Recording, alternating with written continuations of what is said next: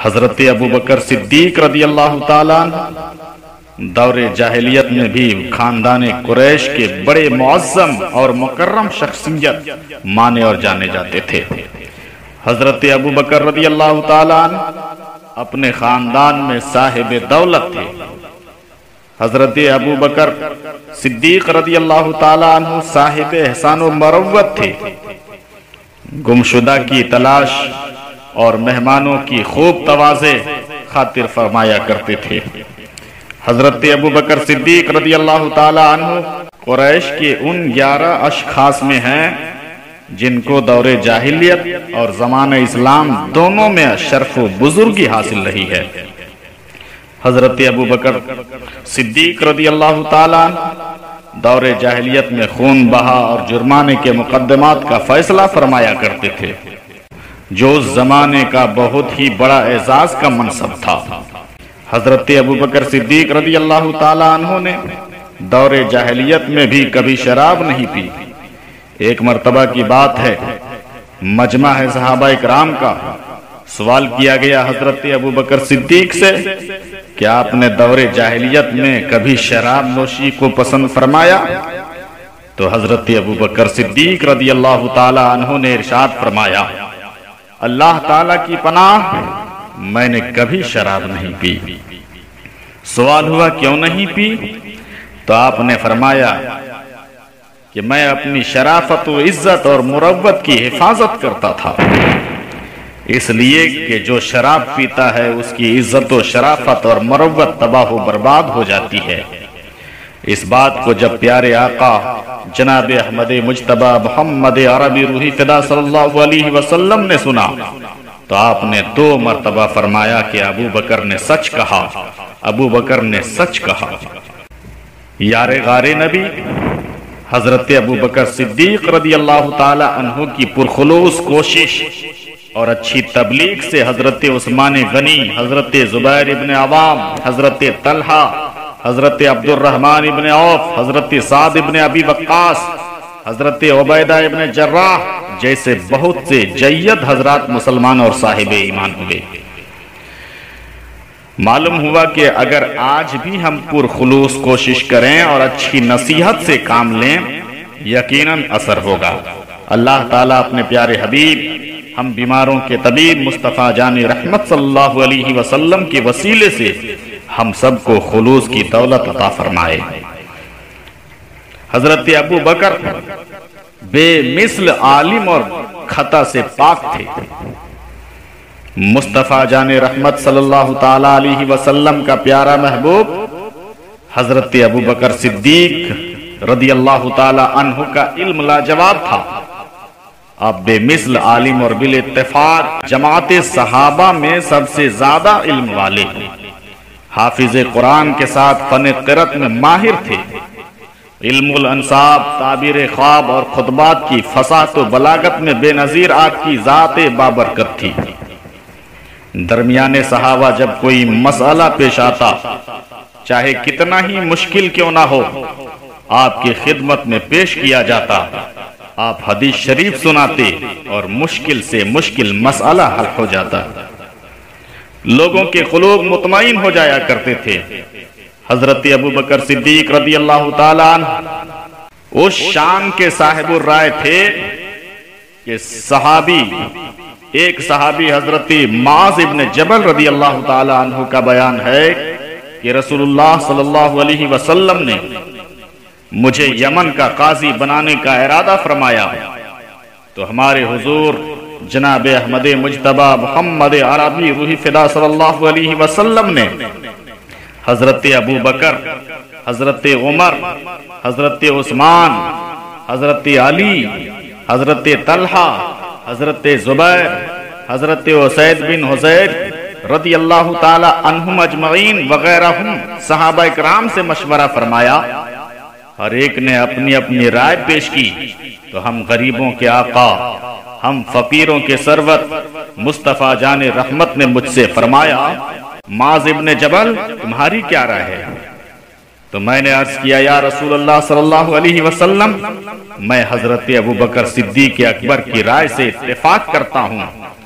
تو نبی کریم صلی اللہ تعالی علیہ وسلم نے فرمایا کہ اللہ تعالیٰ کو یہ گوارا نہیں ہے کہ ابو بکر خطا کریں۔ حضرات محترم، کیا مرتبہ ہے حضرت ابو بکر صدیق رضی اللہ تعالیٰ عنہ کا۔ حضرت ابو بکر صدیق کو صدیق کا لقب کیسے ملا؟ حضرت ابو بکر صدیق رضی اللہ تعالیٰ عنہ کے پاس معراج کی رات کی صبح دشمن رسول ابو جہل اور اس کے ساتھی مشرکین آئے اور کہنے لگے، ابو بکر آپ کو کچھ خبر ہے؟ آپ کے صاحب، آپ کے دوست محمد صلی اللہ علیہ وسلم کہہ رہے ہیں کہ رات کو بیت المقدس، آسمان، عرش وغیرہ کی سیر کو گیا اور رات میں آسمانوں وغیرہ کی سیر کر کے واپس بھی آ گیا۔ حضرت ابو بکر صدیق رضی اللہ تعالیٰ عنہ نے فرمایا، کیا واقعی وہ ایسا فرما رہے ہیں؟ تو ابو جہل اور اس کے ساتھیوں نے کہا، ہاں وہ ایسا ہی کہہ رہے ہیں۔ تو آپ نے فرمایا، انی لا اصدقہ بابعد من ذلک، یعنی اگر وہ اس سے بھی زیادہ بعید اور بڑی بات کی خبر دیں گے تو بے شک میں اس کی بھی تصدیق کروں گا۔ سبحان اللہ، سبحان اللہ، کس شان کا ایمان تھا حضرت ابو بکر کا۔ بارگاہ مصطفیٰ صلی اللہ علیہ وسلم میں حضرت ابو بکر رضی اللہ تعالی عنہ اور آپ کے بیٹے حضرت عبد الرحمن رضی اللہ تعالی عنہ حاضر ہیں۔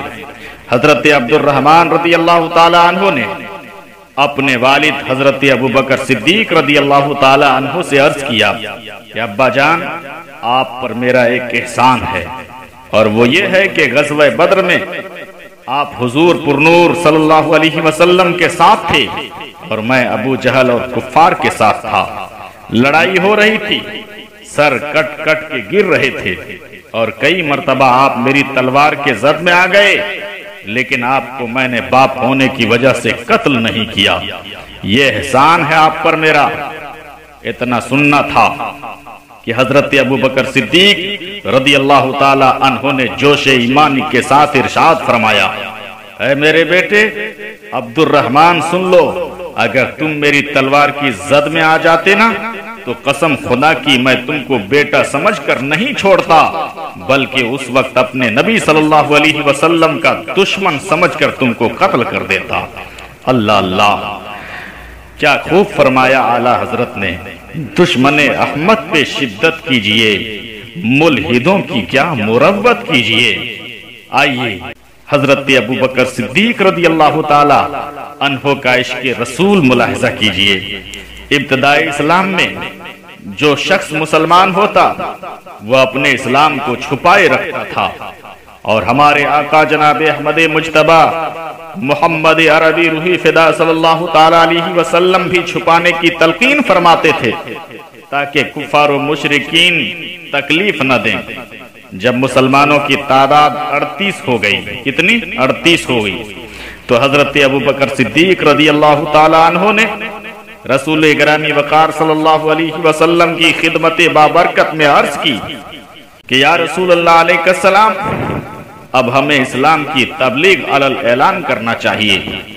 تو نبی برحق صلی اللہ علیہ وسلم نے فرمایا، اے پیارے صدیق، ابھی ہم تعداد کے لحاظ سے تھوڑے ہیں۔ حضرت ابو بکر صدیق رضی اللہ تعالی عنہ نے بار بار اصرار کیا تو نبی کریم صلی اللہ علیہ وسلم نے منظور فرما لیا اور سارے صحابہ کو لے کر مسجد حرام میں تشریف لے گئے۔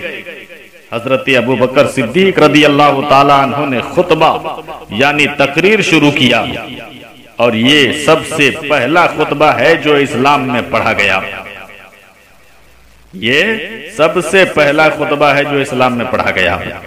ہمارے آقا جناب احمد مجتبی محمد عربی روحی فدا صلی اللہ علیہ وسلم کے چچا حضرت امیر حمزہ رضی اللہ تعالیٰ عنہ اسی دن اسلام لائے۔ خطبہ کا شروع ہونا تھا کہ چاروں طرف سے کفار و مشرکین مسلمانوں پر ٹوٹ پڑے۔ اس وقت مسلمانوں کی تعداد کتنی تھی؟ 38۔ حضرت ابو بکر صدیق رضی اللہ تعالی عنہ کی عظمت و شرافت مکہ والوں میں مسلم تھی۔ اس کے باوجود حضرت ابو بکر صدیق رضی اللہ تعالی عنہ کو اس قدر مارا کہ پورا چہرہ لہو لہان ہو گیا اور آپ بے ہوش ہو گئے۔ حضرت ابو بکر صدیق رضی اللہ تعالیٰ عنہ کے قبیلہ بنو تمیم کے لوگوں کو خبر ہوئی تو وہ لوگ آپ کو وہاں سے اٹھا کر لائے، اور کسی کو بھی یہ امید نہیں تھی کہ حضرت ابو بکر صدیق رضی اللہ تعالیٰ عنہ اس زود و خوف کے بعد بچ سکیں گے۔ آپ کے قبیلہ کے لوگ مسجد حرام میں آئے اور اعلان کیا کہ اگر حضرت ابو بکر صدیق رضی اللہ تعالیٰ عنہ اس حادثہ میں انتقال کر گئے تو ہم ان کے بدلے میں عتبہ بن ربیعہ کو قتل کریں گے، کیونکہ اسی نے حضرت ابو بکر صدیق رضی اللہ تعالیٰ عنہ کے مارنے میں بہت زیادہ حصہ لیا تھا۔ شام تک آپ بے ہوش رہے، اور جب ہوش میں آئے تو سب سے پہلا لفظ یہ تھا کہ ہمارے آقا مصطفیٰ جان رحمت صلی اللہ علیہ وسلم کا کیا حال ہے۔ اس بات پر لوگوں نے آپ کو بہت ملامت کی کہ انہی کی وجہ سے یہ مصیبت پیش آئی، اور دن بھر بے ہوش رہنے کے بعد بات کی تو سب سے پہلے انہی کا نام لیا، اور ان کا نام کیوں نہ لیتے، اس لیے کہ سرکار صلی اللہ علیہ وسلم کا ذکر اور یاد ہی تو مومن کی شان اور ایمان کی جان ہے۔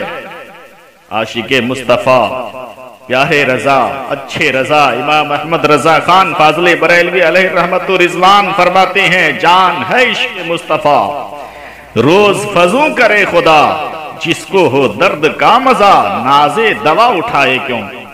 حضرات، کچھ لوگ اس خیال سے اٹھ کر چلے گئے کہ جب بولنے لگے ہیں تو اب جان بچ جائے گی۔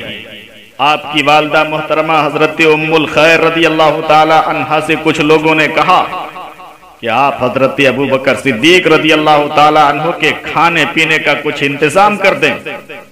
آپ کی والدہ محترمہ کچھ کھانے پینے کا سامان لے کر آئی اور آپ کو کھانے کے لیے بہت کہا، مگر عاشق صادق حضرت ابو بکر صدیق رضی اللہ تعالی عنہ کی وہی ایک صدا تھی کہ ہمارے آقا محمد صلی اللہ علیہ وسلم کا کیا حال ہے۔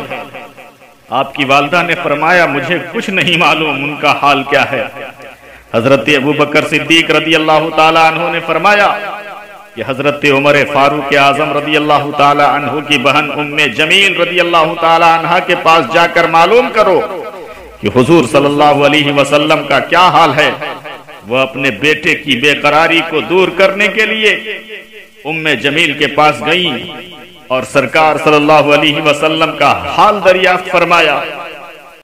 وہ بھی اس وقت تک اپنے اسلام کو چھپائے ہوئی تھی، انہوں نے ٹال دیا اور کوئی صحیح جواب نہیں دیا، اور کہا کہ اگر تم کہو تو میں چل کر تمہارے بیٹے حضرت ابو بکر صدیق رضی اللہ تعالی عنہ کو دیکھوں کہ ان کا کیا حال ہے۔ انہوں نے کہا چلو۔ حضرت ام جمیل رضی اللہ تعالی عنہ ان کے گھر گئیں اور حضرت ابو بکر صدیق رضی اللہ تعالی عنہ کی حالت دیکھ کر برداشت نہ کر سکی اور رونے لگی۔ حضرت ابو بکر صدیق رضی اللہ تعالی عنہ نے ان سے بھی پوچھا کہ ہمارے آقا کریم صلی اللہ علیہ وسلم کا کیا حال ہے۔ حضرت ام جمیل رضی اللہ تعالی عنہ نے آپ کی والدہ کی جانب اشارہ کرتے ہوئے فرمایا وہ سن رہی ہیں۔ تو حضرت ابو بکر صدیق رضی اللہ تعالی عنہ نے فرمایا ان سے نہ ڈرو۔ تو ام جمیل نے کہا کہ حضور صلی اللہ علیہ وسلم بخیر و عافیت ہیں۔ تو آپ نے فرمایا اس وقت کہاں ہیں؟ تو ام جمیل نے کہا حضرت ارقم کے گھر تشریف رکھتے ہیں۔ فرمایا قسم ہے اللہ واحد ذوالجلال کی کہ میں اس وقت تک کچھ نہیں کھاؤں گا جب تک اپنے آقا صلی اللہ علیہ وسلم کا دیدار نہ کر لوں گا۔ اللہ اللہ، تبھی تو اعلیٰ حضرت نے فرمایا دہن میں زبان تمہارے لیے، بدن میں ہے جان تمہارے لیے، ہم آئے یہاں تمہارے لیے، اٹھیں بھی وہاں تمہارے لیے۔ آپ کی والدہ محترمہ تو بہت زیادہ بے قرار تھی کہ آپ کچھ کھا پی لیں، مگر آپ نے قسم کھا لی کہ جب تک نبی کریم صلی اللہ علیہ وسلم کی زیارت نہ کر لوں گا کچھ نہیں کھاؤں گا۔ تو آپ کی والدہ نے لوگوں کی آمد و رفت کے بند ہو جانے کا انتظار کیا تاکہ ایسا نہ ہو کہ کوئی آپ کو دیکھ کر پھر تکلیف دے۔ جب رات زیادہ گزر گئی اور لوگوں کا آنا جانا بند ہو گیا تو حضرت ابو بکر صدیق رضی اللہ تعالی عنہ کو ان کی والدہ محترمہ لے کر نبی کریم صلی اللہ علیہ وسلم خدمت بابرکت میں حضرت ارقم رضی اللہ تعالی عنہ کے گھر پہنچی۔ عاشق صادق حضرت ابوبکر صدیق رضی اللہ تعالی عنہ نے جب اپنے محبوب آقا صلی اللہ علیہ وسلم کو دیکھا تو نبی کریم صلی اللہ علیہ وسلم سے لپٹ کر خوب روئے، اور پیارے آقا صلی اللہ علیہ وسلم بھی اشکبار ہو گئے، حتیٰ کہ تمام حاضرین پر رقت طاری ہو گئی اور سب رو پڑے۔ اسی گریہ وزاری و محبت کے ماحول میں حضرت ابوبکر صدیق رضی اللہ تعالی عنہ نے اپنے کریم رؤوف الرحیم آقا صلی اللہ علیہ وسلم کی بارگاہ عنایت میں عرض کیا کہ آقا میری ماں مجھ سے بڑی محبت فرماتی ہیں، آپ میری والدہ کے حق میں دعا فرما دیں، اللہ تعالیٰ میری ماں کو ایمان کی دولت سے مالا مال فرما دے اور جہنم سے نجات دے دے اور جنت کا حقدار بنا دے۔ جانے ایمان مالک جنت مصطفیٰ جان رحمت صلی اللہ تعالیٰ علیہ وسلم کا آپ کی والدہ کی طرف نگاہ نبوت و رحمت سے دیکھنا تھا کہ حضرت ابوبکر صدیق رضی اللہ تعالیٰ عنہ کی والدہ محترمہ نے کلمہ پڑھا اور ایمان و صحابیت سے مشرف ہو گئی۔ سبحان اللہ سبحان اللہ۔ تبھی تو اعلیٰ حضرت نے فرمایا واللہ وہ سن لیں گے، فریاد کو پہنچیں گے، اتنا تو ہو کوئی جو آہ کرے دل سے، جس طرف اٹھ گئی دم میں دم آ گیا، اس نگاہ عنایت پہ لاکھوں سلام۔ نبی کریم صلی اللہ تعالی علیہ وسلم کا یہ غلام کس مرتبے پر فائز ہے، ذرا یہ بھی دیکھیں۔ حدیث شریف کی دو مشہور کتاب ترمذی شریف اور ابو داؤد شریف میں ہے کہ حضرت عمر فاروق اعظم رضی اللہ تعالی عنہ فرماتے ہیں کہ رسول اللہ صلی اللہ تعالی علیہ وسلم نے ایک دن ہم لوگوں کو اللہ تعالیٰ کی راہ میں صدقہ اور خیرات کرنے کا حکم دیا، اور اتفاق سے اس وقت میرے پاس بہت مال تھا۔ میں نے اپنے دل میں خیال کیا کہ اگر حضرت ابوبکر صدیق رضی اللہ تعالی عنہ سے نیکی میں آگے بڑھ جانا کسی دن میرے لیے ممکن ہوگا تو وہ دن آج کا دن ہوگا۔ میں بہت زیادہ مال اللہ تعالیٰ کی راہ میں دے کر ان سے نیکی میں آگے بڑھ جاؤں گا۔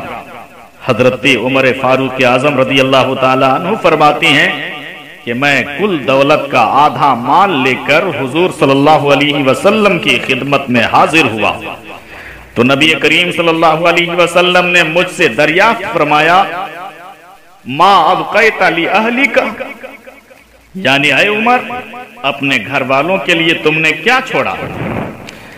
حضرت عمر فاروق اعظم رضی اللہ تعالی عنہ نے عرض کیا آدھا مال گھر والوں کے لیے چھوڑ دیا ہے۔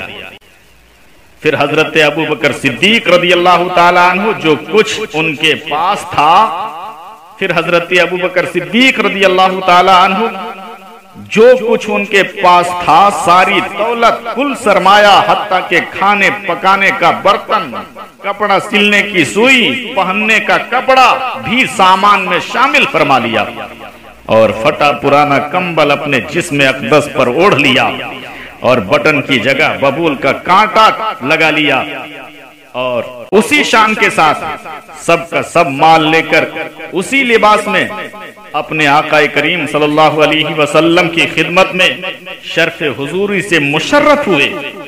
پھر اس وقت حضرت جبریل علیہ السلام حاضر خدمت ہوئے، اور وہ بھی پھٹے پرانے کمبل اوڑھے ہوئے اور بٹن کی جگہ ببول کا کانٹا لگائے ہوئے تھے۔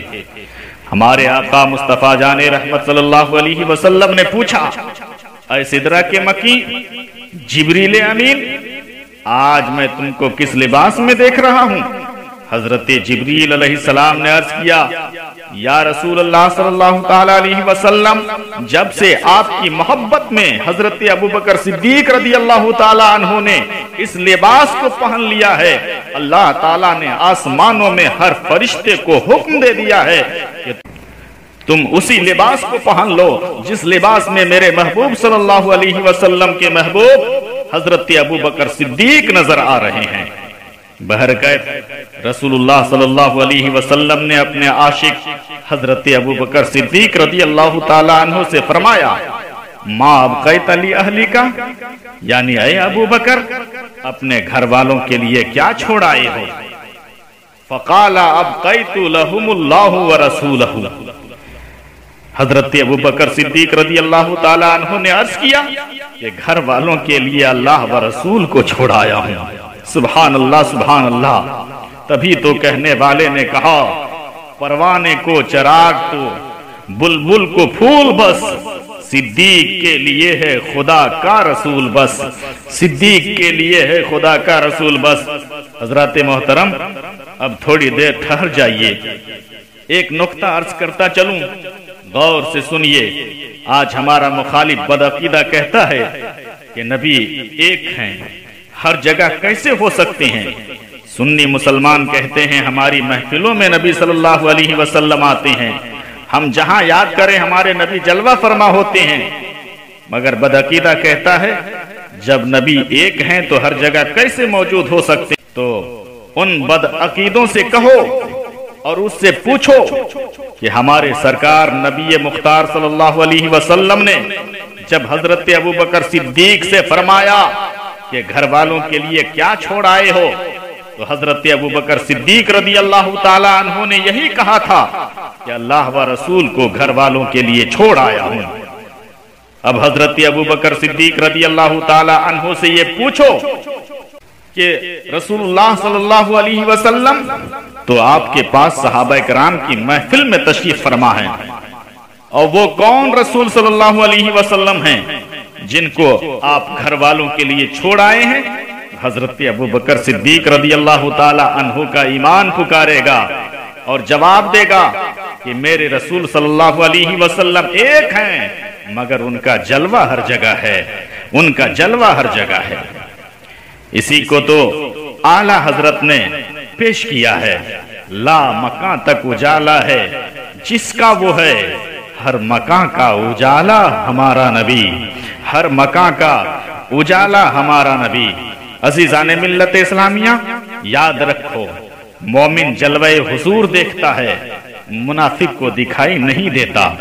अबू जहल को जलवे महबूबे खुदा कभी भी नजर नहीं आया, और आशिक़े सादिक हजरत अबू बकर सिद्दीक रज़ियल्लाहु ताला अन्हु महफिले सहाबा में भी जलवे यार देखते हैं, और घर में भी जलवे महबूबे खुदा का नजारा करते हैं। हजरत उमर फारूक आज़म रज़ियल्लाहु ताला अन्हु फरमाते हैं, फ़क़ुल्तु ला अस्बक़ुहु इला शैइन अबदा, यानी मैंने अपने दिल में कहा कि किसी चीज में हजरत अबू बकर सिद्दीक रज़ियल्लाहु ताला अन्हु से मैं कभी आगे नहीं बढ़ सकता हूँ।